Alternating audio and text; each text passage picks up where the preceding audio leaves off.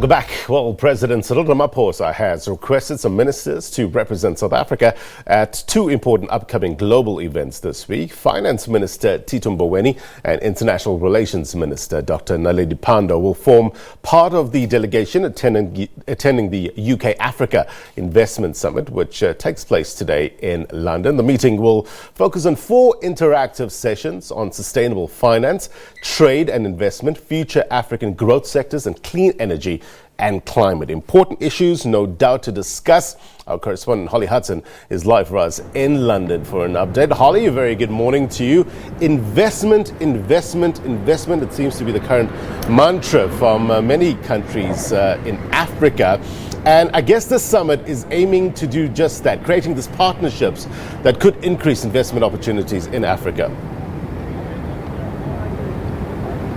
Yes, that is very much the official line from the British government here, that this summit they want to use as a springboard, essentially, to further sort of expand their financial footprint on Africa. Of course, Africa and many countries within it are emerging financial frontiers, and the UK wants a piece of that pie. Particularly, of course, this is a very significant time as the UK is counting down to Brexit at the end of this month. So this is a chance for the UK to establish those other global ties once it severs its ties with the European Union. And you may be able to see behind me here delegations arriving at the summit here in central London. The city of London is just in front of me here, and there's no mistaking why. A lot of finance chiefs here, businesses, business tycoons, and delegations from several African countries. 15 or so leaders are expected, but not President Cyril Ramaphosa, who has pulled out to focus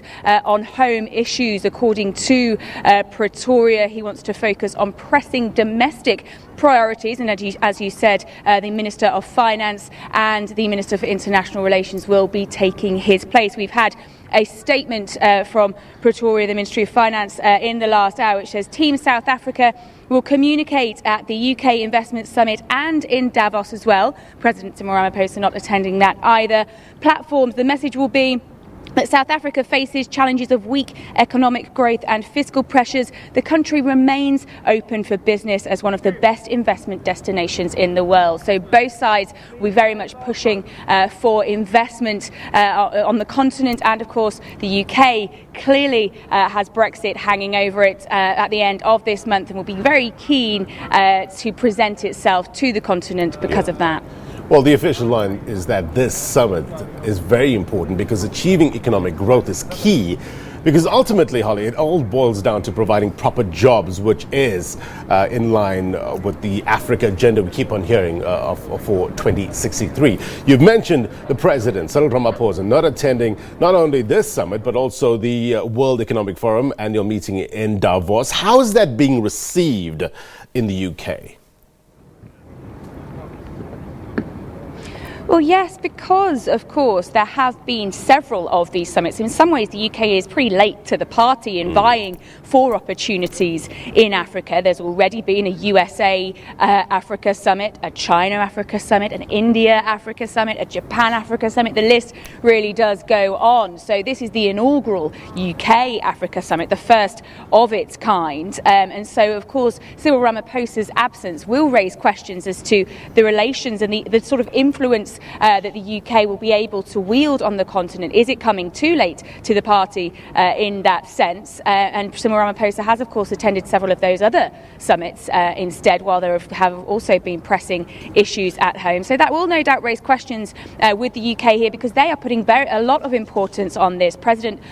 Prime Minister Boris Johnson is giving the keynote address. He's hosting this summit, and several senior members of his cabinet are attending. The Foreign Secretary, the Business Secretary, the International Development Secretary, they are all going to be here. And the pomp and ceremony, the red carpet, will be rolled out for delegations later by Prince William and Kate Middleton, the Duke and Duchess of Cambridge. So the UK really clearly recognising the importance of establishing these ties. They really want to, as the International Development Secretary put it, turbocharge relations with Africa, strike trade deals and business deals with the continent. Yeah, and especially as Cyril Ramaphosa is the incoming AU chairperson, that is, I guess, an important point. With regards to, you mentioned Boris Johnson, he's obviously hosting the summit. Is he likely to bring anything new to the table?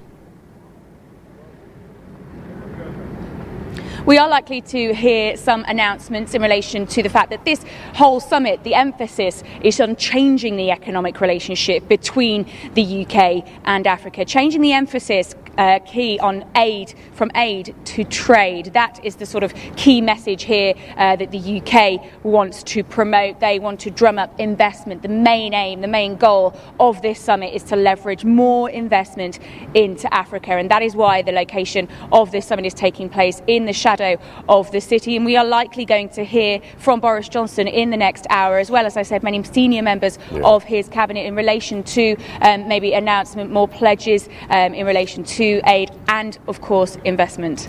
Is there a feeling, Holly, that the UK has underinvested in Africa over the, let's say, the last 10 years or so, and they want to change that now? Yes, almost certainly. There's been questions about the UK's relationship with Africa and whether it's actually recognised how much of a growing financial frontier it is. Of course, many of the economies in many African countries are emerging very fast, and many other countries have sort of capitalised on that. As I said, the US, China, Russia have all in the past few years tried to establish deeper ties, strengthen those relations and the investment between the continent and those other countries. And the UK, a lot of criticism that the UK is sort of only just jumping on that bandwagon, but Boris Johnson very much hoping now. He's hailed a global Britain for several months, obviously in the run-up to Brexit. Now that clock is ticking, now just a few days until the UK officially leaves the EU. He'll be hoping to sort of capitalise on that vision of a global Britain, capitalise on the opportunities that Africa could present in terms of a new trade deal. He's long sought that once Britain does sever its ties with the European Union. Of course, the UK is already a big investor into Africa, and it wants to be the biggest G7 investor in Africa by 2022. So that will be the main aim of Boris Johnson and the Conservative government here today, is to make sure that that happens. It is indeed an important story. No doubt we'll be keeping a close eye on it. Our UK correspondent Holly Hudson, thank you.